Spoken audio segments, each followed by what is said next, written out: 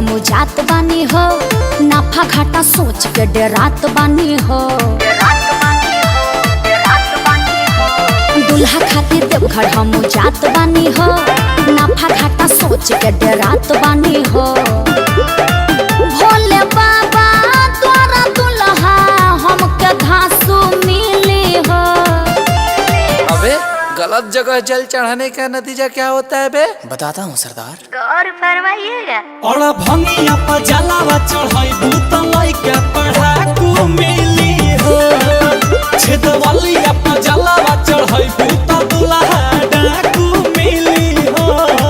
हाँ लड़ाकू मिली हो।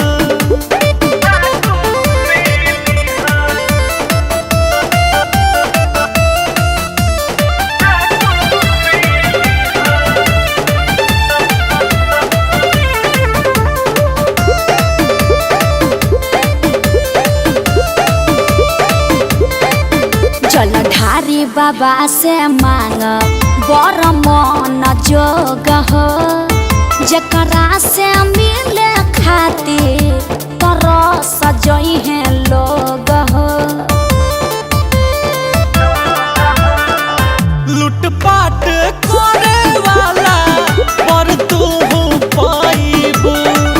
भीड़ देखी मंदिर के भी करिया न जाइबू। खुश रहब जीवन भर नहीं आंसू मिली हो।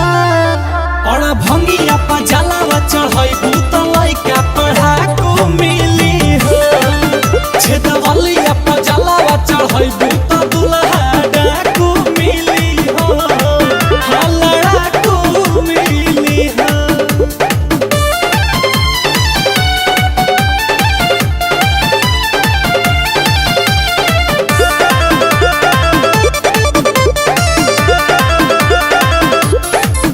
भोले बाबा पे जलवा चढ़ाई हम हो के सीरिये। किस्मत के सवारी है बाबा मिल जाई है अखिलेश। कहे रंजितवा कर पाइबू न शौक सेज। बाबा के भक्ति के ना बाट तोहरा नॉलेज। बेटी जैसन माने वाली हमके सासू मिली हो। और भंगिया पर बोलो ना। और भंगिया पर जलावा चढ़ाइबू त लइका पढ़ाकू मिली